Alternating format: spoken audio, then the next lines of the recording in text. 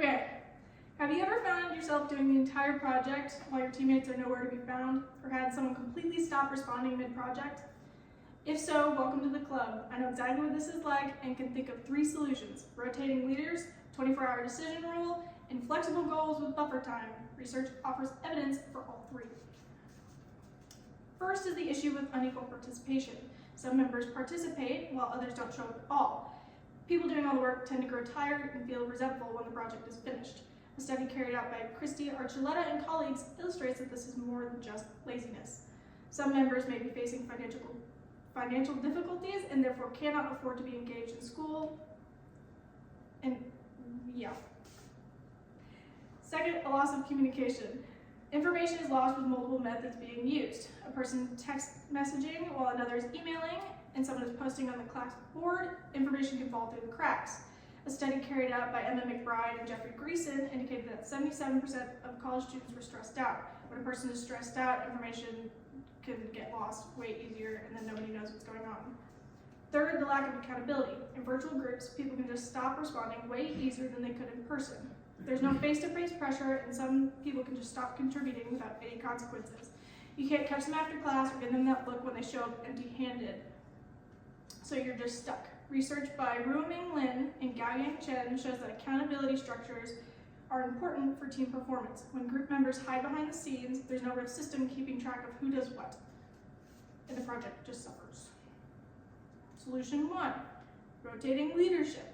Instead of having one leader for the entire project, all team members take turns leading every so often.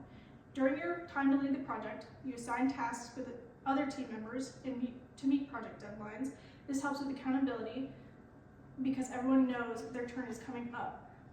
When you're going to be the leader next week, you can't just skip your work. Everyone will notice. So this helps with unequal participation because leadership responsibilities get spread around instead of just falling on one person. A study carried out by the Project Management Institute showed that team involvement increases with shared project leadership. A rotating system means nobody can hide in the background of the whole project.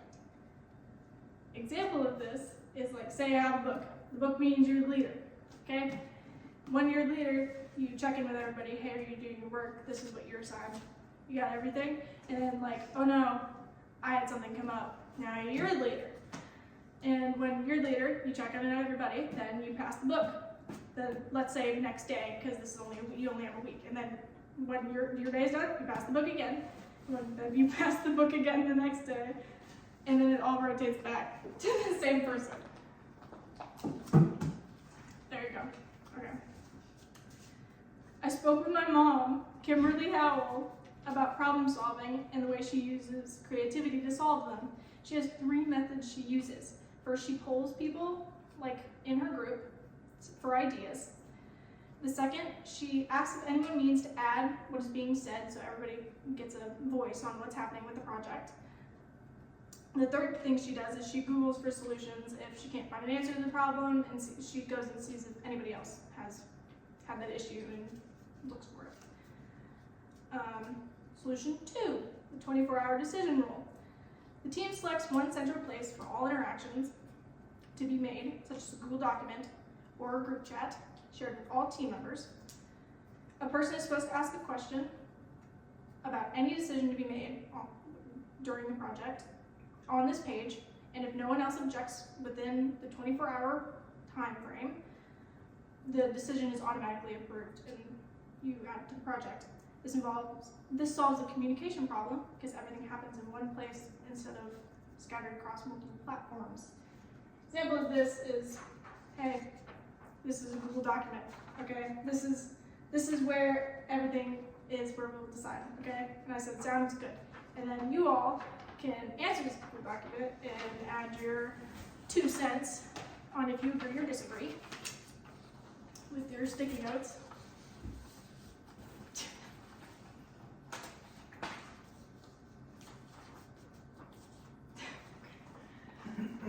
And somebody said this is a terrible idea, so we will take that into account and we will look it over. Okay.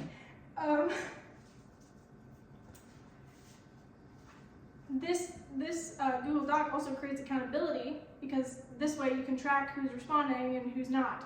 If someone keeps ignoring the Google document and doesn't add to the project or decisions being made, it becomes obvious, and then you can report it to, let's say, a teacher in this instance. A study carried out by Christina Ryha and colleagues found that enhancing psychological flexibility can lead to reduced stress and enhanced work performance. The Society for Human Resource Management recommends this style of decision-making for distributed teams. You write down what needs to be decided, set a deadline for feedback, and then make a decision without one person's schedule holding up everybody else. Solution 3, flexible goals with buffer time.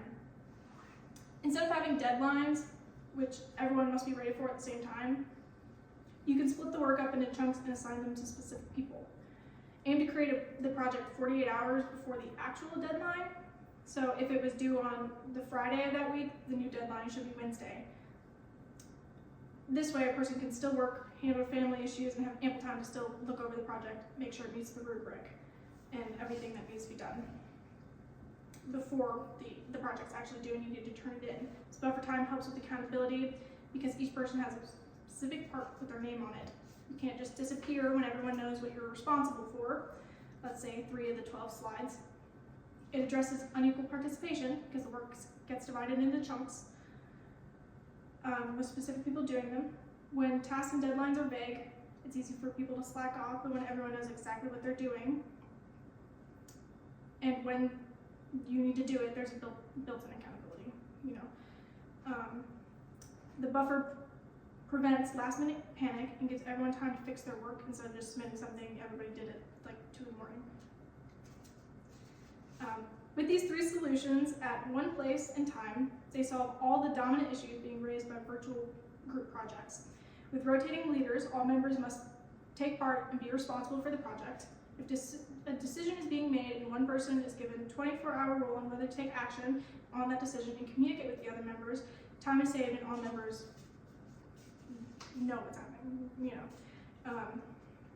Flexible goals with buffer time keep people actually accountable while giving them room for real life to happen. So what do these approaches look like? Instead of generic advice such as communicate with each other or take time and support each other, take turns, not time. These suggestions are very specific. Peer pressure is created with rotating leadership. The 24-hour rule is a way to make decisions more efficiently.